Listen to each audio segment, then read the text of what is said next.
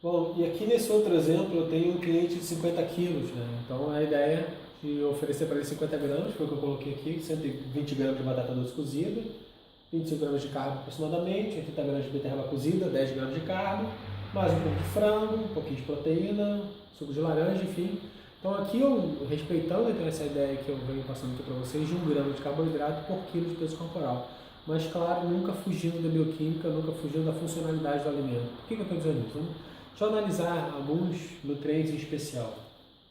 Por exemplo, aqui em cima o suco de ovo integral riquíssimo em polifenóis, né? Além de ser uma fonte de carbo, como nós já comentamos, é rico em polifenóis, um antioxidante importante, ajuda então no trabalho imunológico. O potássio da banana é clássico, né? Os carboidratos de baixo de glicêmico, evidentemente, uma proteína de alto valor biológico como o ovo, então está muito bem equilibrada essa preparação. Aqui embaixo o carboidrato, como nós já referimos, mas a questão da batata doce, perdão, referenciando a beterraba cozida e a batata doce, repito, um carboidrato de baixo índice, como nós bem sabemos. O foco aqui é esta aqui, a beterraba cozida. A literatura hoje mostra para a gente uma fonte de nitrato importante dessa beterraba, né?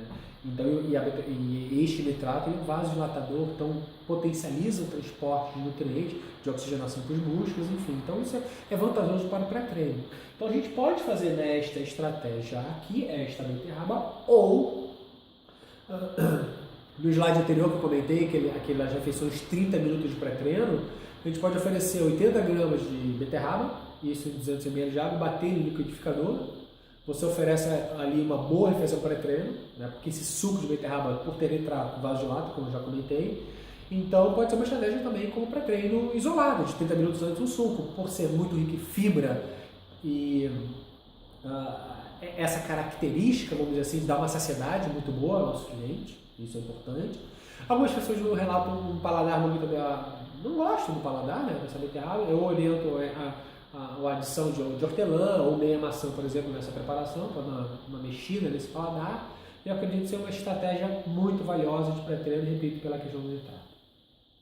Voltando aqui no proteína de alto valor biológico, claro, e o suco de laranja, só para lembrar, antioxidante fundamental, mas também a vitamina C é precursora de carnitina, que transporta ácidos graxos para as mitocôndrias, e precursora de colágeno para manter a elasticidade da pele. Então você vê, controlando a quantidade dos carboidratos, pouquinhas proteínas, mas esses carboidratos também com funções paralelas, né? Com seus antioxidantes e micronutrientes presentes aqui. Esta é uma ideia de um cardápio controlado. E eu repito, como eu estou falando para o país inteiro, eu estou mostrando a ferramenta, que é a gramagem. Eu dei pequenos, evidentes, centenas de milhares de exemplos, do norte ao sul do país. Existem centenas de alimentos riquíssimos, sem glúten, sem lactose, para fazer estas preparações. Então eu quero dar aqui a ferramenta para que você tenha isso disponível no seu dia a dia de trabalho. Seguindo adiante, nosso cliente ele treinou, claro, né, e agora está indo para o nosso pós-treino. Eu gostei de botar essa imagem, porque o pós-treino é sinônimo de descanso. Então o sucesso do treinamento tem que estar casado de uma dieta, claro, mas de descanso, 6 a 8 horas de sono é fundamental. Descansar também é treinamento, então isso é importante que seja alimentado no nosso cliente. E existem algumas nuances aqui importantes que eu quero chamar a atenção, né? A rede social ela mostra uma infinidade de ferramentas e por isso é importante agora na rede social, no fórum online, um fórum científico para mostrar o que realmente a gente pode fazer no pós-treino. Existem estratégias diferenciadas, não é geral para todos. De acordo com o objetivo, eu separei 2 aqui que seriam o emagrecimento e a hipertrofia. Por que eu quero separar isso? Vou explicar cada um deles. Emagrecimento, a minha orientação aos meus clientes é que eles não consumam refeições líquidas no pós-treino. Eu já vi muita gente na internet falando, nas redes sociais, que independente de ganhar peso ou perder peso, ou não diz isso, mas diz, no pós-treino tem que tomar refeição líquida. Não é verdade isso. Por quê?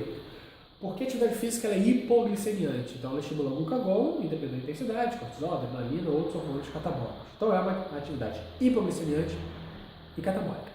O que acontece se nós oferecemos imediatamente uma refeição líquida no pós-treino? O que acontece com esse catabolismo? Ele é eliminado, mudamos a maquinaria hormonal e por ser uma refeição líquida de alto índice glicêmico, estimulamos a insulina e entramos no momento anabólico. Temos que recuperar músculo? Claro que temos, mas o músculo não demora meia hora, uma horinha. Isso é 24, 48 horas de recuperação.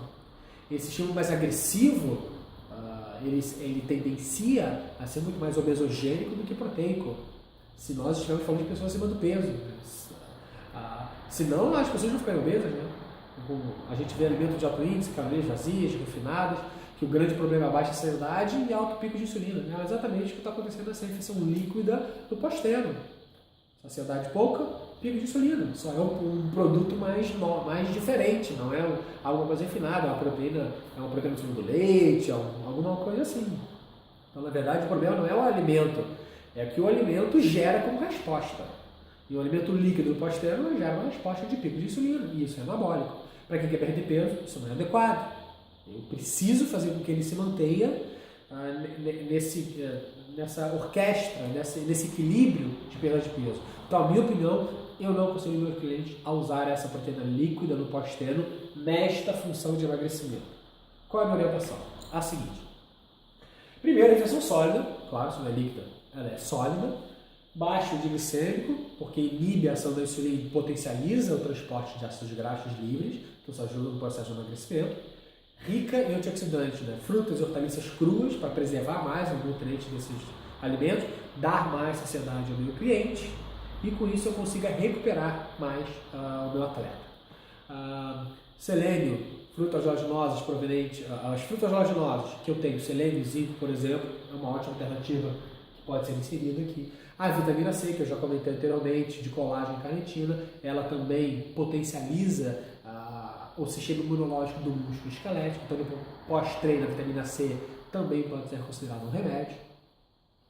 E aqui a questão do tempo, pelo seguinte, se o meu cliente consegue ficar de 45 a 1 hora sem se alimentar, quando acabou o treinamento, e ele ficar de 45 a 60 minutos sem treino, sem se alimentar, eu acho isso uma vantagem. Porque, como eu já comentei, é uma ação catabólica o treinamento e esse catabolismo perdura por um tempo. Caso você vai ficar 3, 4, 2, 3 horas, massa magra também vai ser utilizada como fonte de energia. Então é só mais uns 40 minutinhos, 60 minutinhos de pós-treino sem se alimentar. Se o seu cliente aceitar essa proposta, eu acho muito vantajosa na perda de peso. E aí depois, 45, 60 minutos depois, entra na refeição com estas características.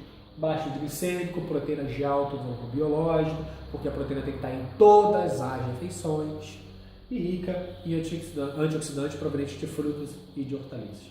O azeite extra virgem, o ômega 3, a sardinha, tudo isso faz parte de um ótimo cardápio para recuperar o mais rápido possível esse cliente e que ele esteja pronto o mais rápido possível para a próxima carga de treino daqui, teoricamente, né, vamos dar um exemplo, de 24 horas, caso ele treine diariamente. Só que, claro, tem pessoas que não conseguem isso. Tem gente que chega até mim e fala, cara, é o seguinte, eu acabo de treinar, estou morto de fome, mas quero perder peso. O que eu faço? O que a gente pode fazer? Eu ofereço uma proteína sólida nesta situação. Por que sólida? Porque a proteína, por mais estranho que possa parecer, ela tem características catabólicas e não anabólicas. A dieta da proteína é um exemplo disso, as pessoas emagrecem comendo só proteína. Né? Por quê? Porque a proteína te dá saciedade e mantém o glucagon estimulado. Então é isso que eu estou fazendo.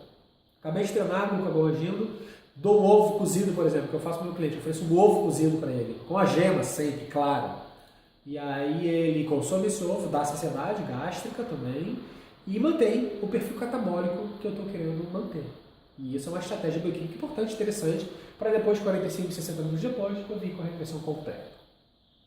Existe uma outra estratégia que eu gosto de fazer também, em especial eu tenho uma cliente minha que ela, da academia até a casa dela, demora 1 hora e meia em média de translado. Então ela chega muito à fome em casa. Então o que eu preparei para ela? Piquei fruta, uma laranja, que na minha opinião, por ter fibra, por estar sólida e pela composição, não tem quase nada de açúcar ali dentro, nem frutose, nem glicose, baixíssima quantidade. Então pedi para ela picar uma laranja, que eu já falei que a vitamina C pós-treino é remédio para o músculo esquelético. E polvilhei 2 colheres de sopa de semente de linhaça ou de semente de chia, porque eu já tenho ômega 3, que é anti-inflamatório, proveniente dessas sementes. Aí eu dou saciedade e já inicio a recuperação da minha cliente com ômega 3 e com a vitamina C. Aí ela chega em casa e faz a outra refeição sólida para complementar esta recuperação. Quando eu estou na hipertrofia, aí sim eu posso trabalhar com essa refeição líquida. Só que existe um gerenciamento do tempo que a gente precisa prestar atenção aqui. Pelo seguinte, o que a literatura diz? Acabei de treinar. O momento que eu tomo a refeição líquida, por ela ser insulinotrópica, como nós já comentamos, o pico máximo de insulina é 1 hora depois, 60 minutos depois. Então o que a gente tem que gerenciar? Momento que o seu cliente tomar a refeição líquida, você tem que cronometrar 60 minutos para tomar sólida. Não adianta ele tomar o famosíssimo whey protein pós-treino 10 minutos depois ele comer. A função sinalizadora do whey é perdida. A literatura mostra, e isso é bem referenciado aí, claro, na literatura, que a gente precisa esperar 1 hora, de 45 minutos a 1 hora, para consumir uma refeição sólida após esta líquida, que é a estratégia clássica que a gente diz de hipertrofia. Então aquele clássico 25 gramas de whey no pós-treino com 250 ml de água, se você fizer essa estratégia, espera 1 hora para fazer a refeição sólida. E aí aqui com as características, né? Arroz integral, batata doce, os pães sem glúten, enfim, aí vem da expertise de vocês e, claro, nesse país imenso que a gente tem, com dezenas de produtos extremamente saudáveis e sem glúten e sem lactose. Especificamente no caso desse whey, eu só quero chamar a atenção mais uma vez na questão do isolado e do hidrolisado. Né? Existem pessoas intolerantes à lactose responsivas e não responsivas dependendo da proteína. Então eu aconselharia para o seu parceiro, a sua loja, enfim, alguém que você conheça, que você peça um sachê de um whey isolado ou um whey hidrolisado e peça para o cliente avaliar qual ele responde bem. Eu tenho clientes intolerantes à lactose, uns recebem bem o hidrolisado, outros recebem melhor o isolado. Isso vai muito da responsividade do corpo. Eu faço essa diferença por uma questão financeira dos dois produtos e eu particularmente prefiro isolado porque eu tenho uma garantia de ter apenas proteína no sólido do leite isolada ali nas características que eu busco. Né? O hidrolisado pode ter algumas combinações dependendo do fabricante e da procedência. Então, se o meu cliente recebe melhor uma isolada, eu prefiro que ele consuma essa isolada. Então, gerenciando esse tempo, de tempo zero e 60 minutos depois da refeição sólida, a gente tem o que a gente chama de estratégia clássica da hipertrofia. E aí, claro, respeitando o nosso cliente agora celíaco ou intolerante, nessa questão, para que ele tenha uma recuperação completa e nenhum transtorno, evidentemente, inflamatório. Aqui eu botei mais uma discussão importante, que é a proteína mais carbo. Pelo seguinte, eu comentei já nos slides anteriores aquela proporção de 4:1, né, de carbos e de proteína. Se nós inserirmos esse carbo aqui, e respeitando essa proporção, seria 100 gramas de carbo e 25 de proteína. Então você percebe que é uma quantidade bem generosa, bem agressiva de carboidratos, de nutrientes, densidade energética, calórica, enfim. Então avalia bem se o seu cliente realmente necessita, se o cálculo precisa disso, porque hoje se discute muito, uma discussão muito recente, de que esse pico de insulina é mais agudo do que apenas a proteína, e desta forma tem algumas referências que já levam a uma ideia de que esses picos mais agressivos inibem a síntese proteica, inibem a síntese de glicogênio e potencializam a síntese de lipídios. E isso é o que você não quer. Então você já tenha muita clareza nessa estratégia de pós-treino para que não haja um problema de tecido de lipogênese ao invés de síntese proteica, que é o que a gente está buscando aqui. Então eu gostaria de deixar isso muito claro, essas diferenças eu acho extremamente valiosas, para assim depois a gente fazer uma boa recuperação a partir disso, e claro, hidratação, 6 a 8 horas de sono, que isso faz parte de todo esse projeto. Gente, era isso que eu queria passar para vocês hoje. Aqui está o meu contato, logonutriçãodesportiva.com.br. Esse aqui é o meu site, eu tenho plataformas EAD, eu tenho plataformas presenciais, então aqui vocês podem conhecer um pouco mais do meu trabalho. É esse o recado que eu quero dar aqui para vocês hoje. Um abraço a todos, sucesso sempre, tchau, tchau.